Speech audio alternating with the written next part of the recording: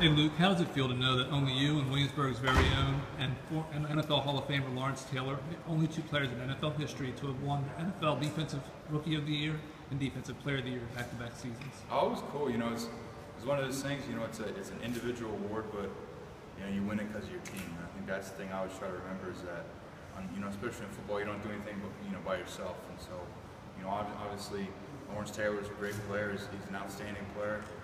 Hall of Fame guy, and you know it's cool to be mentioned with him, but at the same time, you know, like I said, you got to remember how you got there, and that's because of coaching and players and guys that put you in the position to be successful.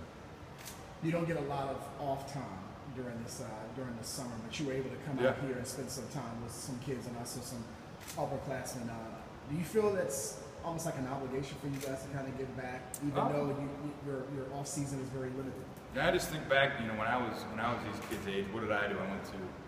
I never really went to a football camp like this, but I went to a basketball camp. You know, Xavier basketball camp, and I remember hanging with the players and the coaches, and it was like the best thing ever.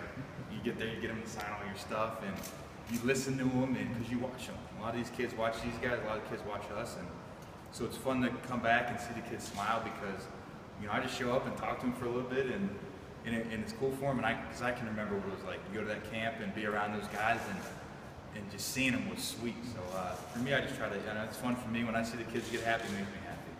Luke, you're the lone defensive player out here today. What did you tell the kids that you don't think they may have heard from the offensive guys like Peyton or Gronk? I just talked a lot of stuff I talked about was foot stuff. You know, they went over bags, footwork wise, and you know, in football, there's always going to be trash at your feet, whether it's linemen or diving at your feet or guys in the ground, and the important part is to keep your legs up and keep your eyes up. You got your eyes down in football, you're going to get hit, you're not going to make a play. So a lot of things I told these kids was, at all times when you're playing, just keep your eyes up. See what's in front of you and feel what's underneath you. You got to take a quick look, that's good, but primarily your eyes should be up. Hey, listen, the last 3 years, you're the only person not named J.J. Watt to win Defensive Player of the Year. You've led the league in tackles 2 of the 3 years. How does a young guy deal with that NFL fame that you deal with? Oh, I don't think it's fame or anything. I just try to, you know, play hard, and we got a bunch of good dudes in Carolina that none of the guys on our team are really out for themselves or want the fame aspect. For me, I like playing football. I like being a normal dude, hanging out, and you just got to surround yourself with those kind of people. Speaking of teammates, what's Thomas Davis meant to you? He's my guy. And the team in general? I think, you know, Thomas is one of the kids asked me out there which player do you respect the most, and it's Thomas. You know, you look at him, first round pick, come in, hungry kid, switch positions, then, you know, he had his ACLs. He had 3 ACLs, a lot of kids on the same knee, a lot of kids would have hung it up, said, all right, you know, I had a great career, I played great in college, I got drafted, blah, blah, blah, but Thomas stayed with it, fought through it. He's one of the biggest leaders on our team, played super hard, he won the Walter Payton Man of the Year award.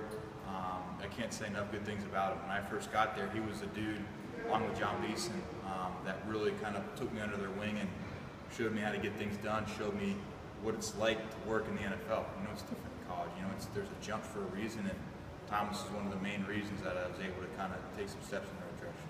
How big was that jump for you when you left Boston College and went to Carolina? It's fast, man. The biggest thing I think is everyone's good. You know, in college there's a lot of good players in college, but then you got some guys you'll play against that are just okay. In the NFL, everyone's good. And, you know, that's the biggest thing. Everyone's good, everyone knows what they're doing, and everyone's fast. So those are the 3 biggest differences wise on the field. The scheme stuff wasn't a whole lot different, but just the speed of the game and everything, that was the part that you got to really get acquainted to. Your teammate Greg Olsen said on radio today that you are like one of the last guys in the classroom studying film when everybody else is leaving. What keeps your mind, you know, mentally sharp and focused, just, you know, to continue to stay on the grind every single day? Guys, get your sleep when you can, man. Get your sleep and eat. So, you know, for me, I like sticking around afterwards. I don't like going in early to watch the tape before. I'd rather watch it after. You know, I'll get there and it's quiet, kind of kick back, you know, get something to eat it in there, maybe take my time, watch what I need to watch. But, you know, for me, I like watching the game. I like being around it, and you know, if I can be around it, enjoy it, and at the same time it's getting better, I think it's a good deal. How long are you going to be in town for? I'm heading out today. I'm in and out real quick. I get back and start rolling again. So. All right, 2 more questions, Last year, you had... She got one yet. Sure. Could you talk about going to St. Xavier and Yeah. how the Jesuit way of life influenced your work ethic when you're playing? Yeah, you know, I went to Catholic school, Jesuit school all through. You know, St. Xavier and BC were both Jesuit schools, and at St. Xavier you really get a lot more of it because, you know, you're around it more, and I think what they teach you is, you know, obviously the work ethic, but you don't get anywhere by yourself, and I think that's more of what you learn. The work ethic is always been there, but the thanking people who got you there is the biggest thing. Is you don't get anywhere by yourself no matter what you're doing. You know, if it's playing football, if it's school, if it's at home, there's people around you that help you get there, and I think that's one thing that I've learned and tried to hold on to is that you don't get anywhere by yourself, and you got to be appreciative of the people and recognize the people that helped you get there. What's been your impression of the area of Williamsburg? I think it's cool down here. I like it. I knew I had been in this area before. I came here when I was real little with my family, and as we were driving around, I was like, I know this place, but I really do like the feel. I think it's very, it's just neat. I don't know the best way to describe it.